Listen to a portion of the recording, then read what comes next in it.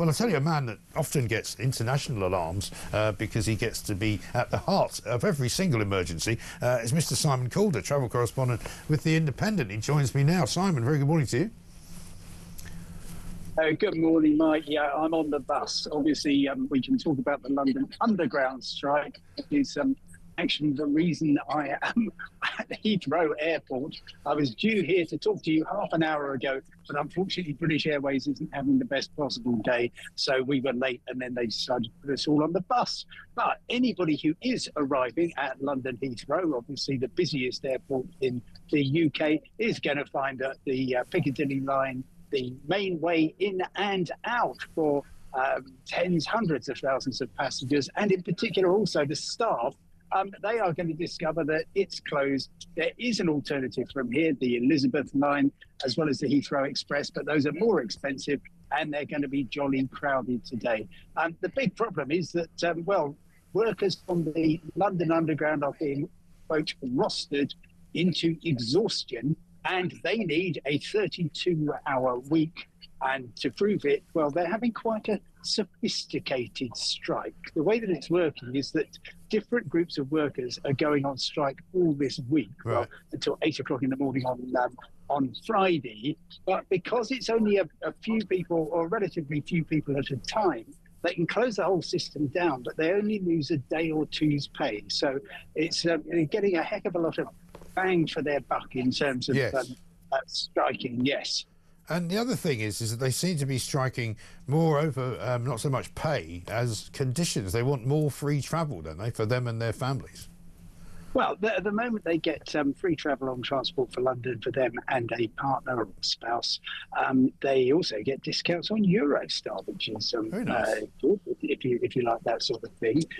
But what they very much want is to be able to have not a 35-hour week, which is the current limit, but they'd like it to come down to 32 hours, and they'd also like just to work 4 days a week. So that's what they're striking for.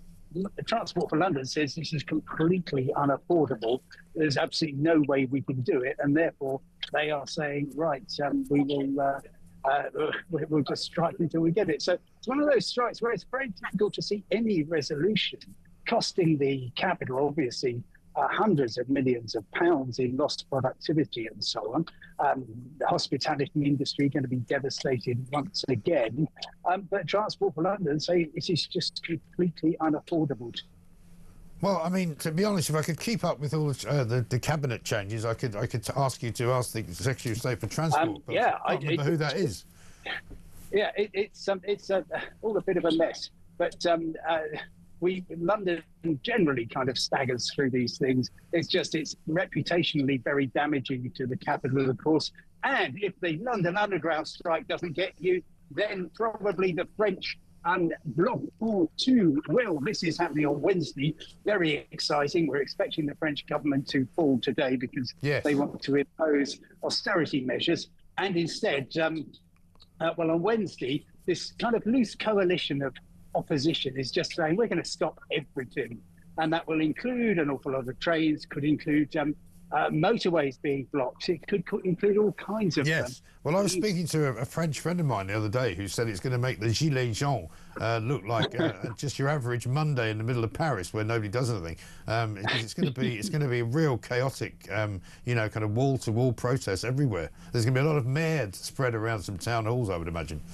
Well, it's not going to be pretty. If you at the moment, Eurostar says they think that things are going to be okay. They run the trains from London to Paris and Lille in France. But if that doesn't get you, then the following week we've got the French air traffic controllers going on strike from the 18th to the 19th of September, Thursday and Friday, really busiest days of the week for aviation. And of course, France is on the way to lots of places. So even if you've got no interest in going to Paris, Lyon or Marseille, if you want to go from pretty much anywhere in the UK to pretty much anywhere in Spain or Italy or Switzerland, France is in the way. So it's going to be fairly grim, I fear. And the air traffic controllers, they're on a really interesting dispute. They just say they really don't rate the management and they want completely new management, and therefore they are going on strike. And I'm just taking you to the underground, which isn't running here at Heathrow. I managed to escape the bus, and here we are. There's a helpful man who's saying that nothing is working. It's a metaphor for something. To Britain. Welcome to Britain. Nothing's working. I mean, is it one of those strikes where there are literally no trains? Because, you know, sometimes they have a strike where you get the odd train. Are there no trains at all on all the lines then? Right, OK. I was expecting there to be odd little suburban stretches. Quite often you'll find that they're kind of western reaches of the Central Line or the bit from Earl's Court down to Wimbledon work. But nothing going anywhere today. And that's on the London Underground. The Elizabeth Line is still working. The Docklands Light Railway is working, but not on Tuesday or Thursday due to a separate dispute. There's going to be a test afterwards, so do pay attention.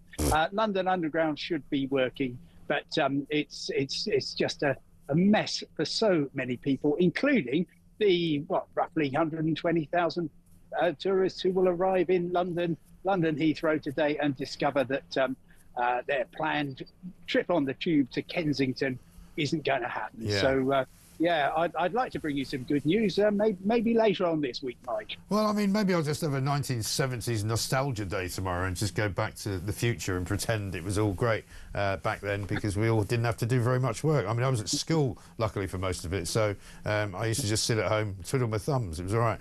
Anyway, listen, well, I wish you well trying to get wherever you're going, Simon. So thank you very much indeed for joining us. Simon Calder live from Heathrow Airport, where there are plenty of planes, but no trains, unfortunately.